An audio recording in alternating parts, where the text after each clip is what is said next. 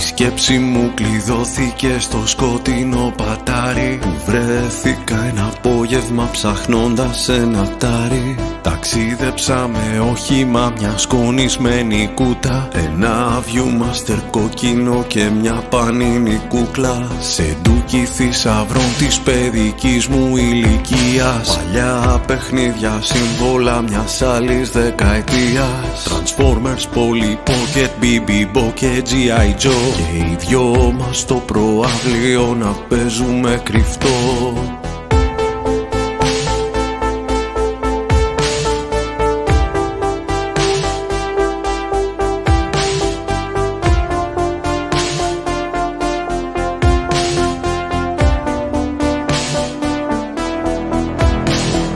Μέσα από τα κιάλια της μνήμης σε βλέπω, όλα τα καρέ της ζωής μας στο βάθος. Θέλω να σ' αγγίξω, μα δεν το αντέχω, που δεν είσαι εδώ, ένα πέραντο λάθος.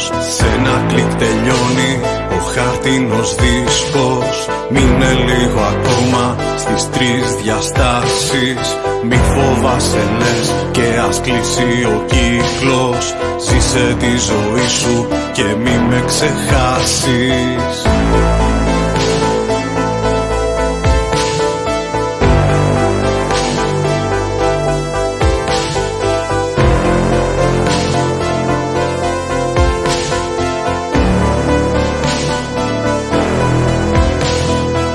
Η ταινία τέλειωσε, γυρίσαμε στο τώρα. Το παρελθόν μας από εδώ φαντάζει άλλη χώρα.